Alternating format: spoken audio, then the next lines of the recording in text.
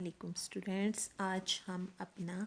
نیا لیسن پڑھنے جا رہے ہیں اور ہمارے آج کے لیسن کا نام ہے حضرت فرید الدین گنج شکر رحمۃ اللہ علیہ۔ حضرت فرید الدین گنج شکر جو تھے، آپ کا اصل نام جو تھا وہ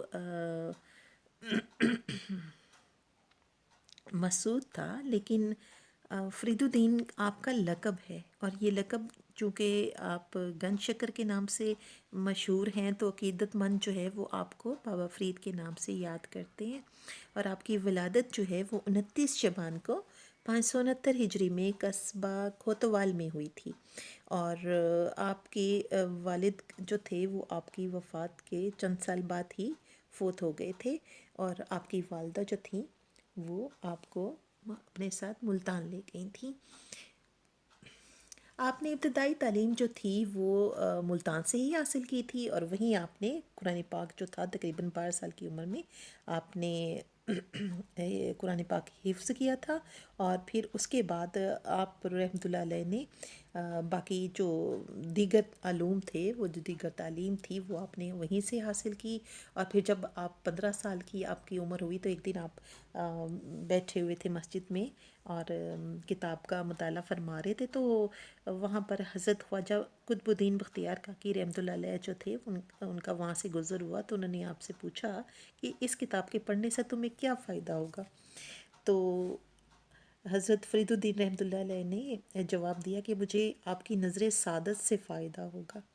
پھر اس کے بعد جو حضرت قطب الدین بختیار کاکی رحمۃ اللہ علیہ تھے، انہوں نے آپ کو اپنا مرید بنا لیا، اور پھر اس کے بعد آپ اپنے مرشد کے کہنے پر حصول تعلیم کے لیے بغداد، بخارا، مدینہ، بیت المقدس وغیرہ یہاں پہ آپ تشریف لے گئے، اور مختلف جگہوں پر مختلف علوم جو تھے آپ نے سیکھے تھے۔ عبادت و ریاضت، حضرت بابا فرید جو تھے رحمۃ اللہ علیہ، آپ مہینے میں 2 بار اپنے مرشد کی خدمت میں حاضری دیتے تھے، اور آپ ہمیشہ عبادت و ریاضت میں مصروف رہتے تھے، اور بہت ہی درویشی آپ کے اندر تھی، اور اللہ تعالیٰ کے ذکر سے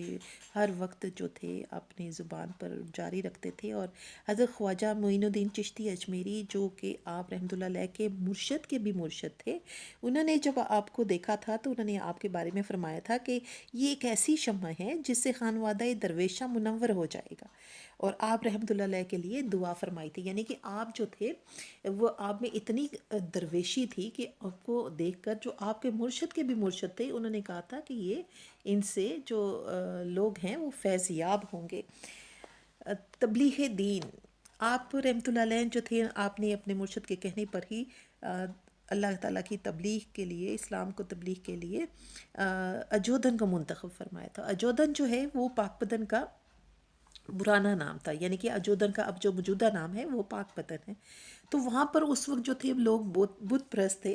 اکثریت جو تھی وہ بت پرستوں کی تھی، اور وہ آپ نے جب وہاں پہ قیام کرنے کا فیصلہ کیا تو آپ نے لوگوں کو علوم ظاہری اور باطنی، یعنی کہ آپ نے لوگوں کو علم سکھایا اور لوگوں کو جہالت کی طرف سے جہالت سے نکالا، اور آپ جو تھے ہمیشہ لوگوں کو تعلیم دیتے تھے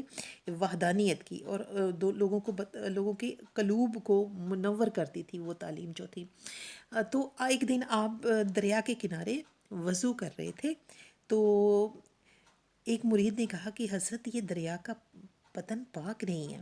آپ نے فرمایا نہیں، یہ پاک پتن ہے۔ اسی وجہ سے اس کا نام جو تھا وہ پاک پتن مشہور ہو گیا، اسی وجہ سے آپ نے یہ پاک پتن جو ہے وہ آپ کی نسبت سے ہی مشہور ہے، اور آپ نے ہی اس کا یہ جو نام تھا وہ یہ رکھا تھا۔ اور آپ کی تعلیمات جو تھیں حضرت فرید الدین رحمۃ اللہ علیہ نے، آپ نے لوگوں کو اللہ تعالیٰ کی عبادت کرنے اور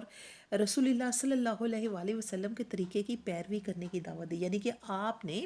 قرآن و سنت کی دعوت دی لوگوں کو، اور ان کو بتایا کہ انسانیت سے محبت اور سماجی بھلائی میں ہی فلاح ہے، اور اس کا درس دیا۔ آپ نے لوگوں کو ہمیشہ نیکی بھلائی کا درس دیا تھا، اور آپ نے شاعری بھی کی، اور آپ نے اپنے کلام کے ذریعے لوگوں کو دنیا کی بے ثباتی اور آخرت کی پائیدار زندگی کا تصور دیا، یعنی آپ نے لوگوں کو اپنی شاعری کے ذریعے بھی بتایا کہ یہ دنیا ہے یہ عارضی ٹھکانہ ہے، اور آخرت کی زندگی جو ہے وہ ابدی زندگی ہے۔ اور لوگوں نے آپ کی تعلیمات پر بہت عمل بھی کیا اور مسلمان بھی بہت ہوئے۔ وفات آپ حضرت فرید الدین رحمۃ اللہ علیہ نے 5 محرم الحرام 664 ہجری کو وفات پائی۔ وفات کے وقت آپ رحمۃ اللہ علیہ کی عمر 95 سال تھی، اور آپ کی نماز جنازہ جو ہے وہ مولانا بدر الدین اسحاق نے پڑھائی۔ اور بزرگان دین کی زندگی جو ہے ہمارے لیے مشعل راہ ہے، اور اگر ہم ان پر چلیں تو ہماری زندگی بھی کامیاب ہو سکتی ہے اور آخرت بھی۔ تو ہمیں اپنے بزرگان دین کا احترام کرنا چاہیے اور ان کی تعلیمات پر عمل کرنا چاہیے۔ اسٹوڈنٹس، امید ہے آپ کو یہ لیسن جو ہے وہ سمجھ آ گیا ہوگا۔ آپ اس کو ایک دفعہ پھر جو ہے وہ رپیٹ کیجیے گا تاکہ آپ اس کو پڑھ سکیں۔ اللہ حافظ۔